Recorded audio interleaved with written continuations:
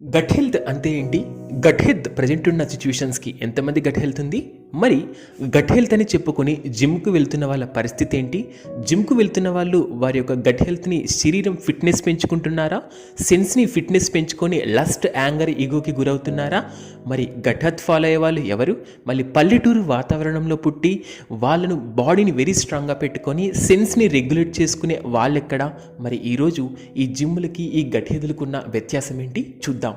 జనరల్గా మనకు gut health అనేది ఫిజికల్ అండ్ మెంటల్ బాడీ మీద ఎఫెక్ట్ అయి చూపుతుంది. అంటే మనం ఫిజికల్గా మన బాడీని రెగ్యులేట్ చేయకపోతే అది మనకు సహకరించదు. అలాగే మెంటల్గా మనం anger, ego, lust, so and so on మనం థింగ్స్కి గురైనప్పుడు హార్మోనల్ ఇంబ్యాలెన్స్ వల్ల మన బాడీ ఆటోమేటిక్గా తన యొక్క గట్ హెల్త్ని కోల్పోతుంది. మరి వీటిని నుంచి మనం ఎలా రక్షించుకోగలమంటే దానికి మనం పాటించవలసిన ముఖ్యమైన ఇంపార్టెన్స్, మన గట్ హెల్త్ మనకు సపోర్ట్ చేయాలంటే ముఖ్యంగా మనకు కావాల్సింది మన యొక్క బాడీలో రెగ్యులేట్ చేయాల్సినవి మన బాడీ ఫిట్నెస్. బాడీ ఫిట్నెస్గా ఉన్నప్పుడు మాత్రమే మన యొక్క గట్ హెల్త్ మనకు సపోర్ట్ చేస్తుంది. మరి బాడీ ఫిట్నెస్ పెంచుకోవడం ఎలా? బాడీ ఫిట్నెస్ పెంచుకోవడం అంటే జిమ్ములకు వెళ్ళాలా? నో.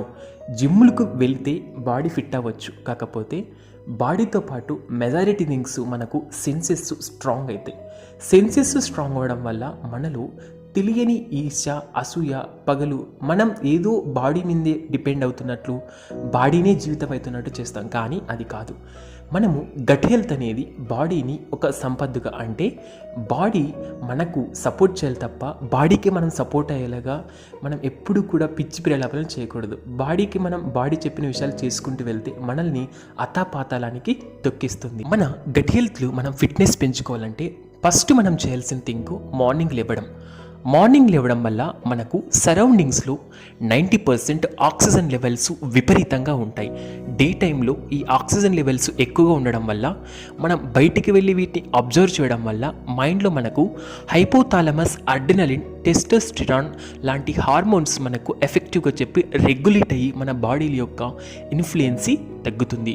వీటితో పాటు మనం ఎర్లీ మార్నింగే వాకింగ్ చేయడం వల్ల బాడీలో ఉన్నటువంటి ఈ కొలెస్ట్రాల్ అండ్ దెన్ విటమిన్స్ మనకి ఏవైతే ఉన్నాయో వీటిని బర్నింగ్ డిజాస్టర్ జరుగుతుంది.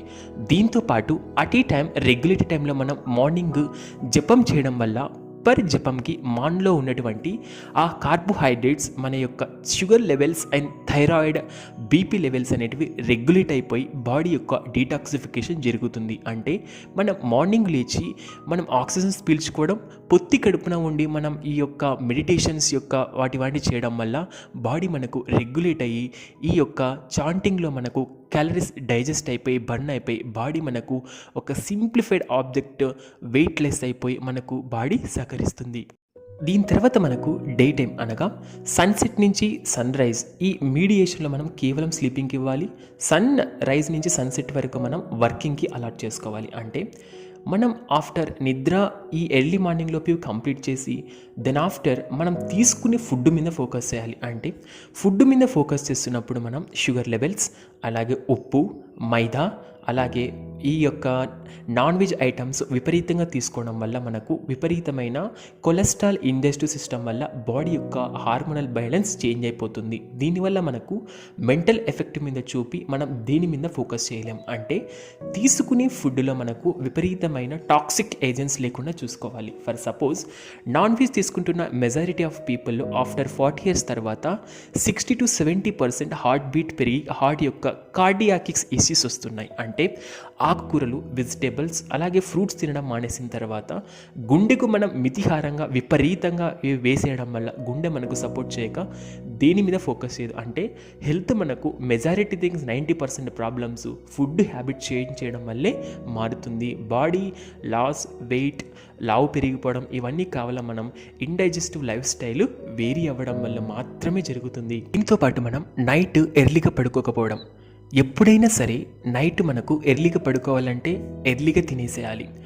ఎర్లీగా తినడం వల్ల మనకు ఎర్లీగా స్లీప్లోకి వెళ్ళిపోతాం. అంటే బాడీకి డీటాక్సిఫికేషన్ ఆ యొక్క టైమింగ్స్ మనకు అటు 10 గంటల నుంచి 12 గంటల మధ్యలో బాడీ యొక్క తన రెస్టింగ్ టైం.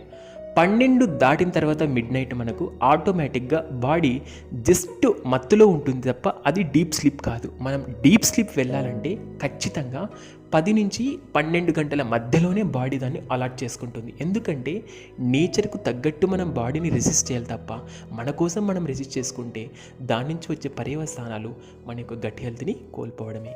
జనరల్గా మనిషి యొక్క గట్ హెల్త్ ఫిట్నెస్ కేవలం తన యొక్క స్టమక్ మీద డిపెండ్ అయి ఉంటాయి. అంటే తన పొట్ట.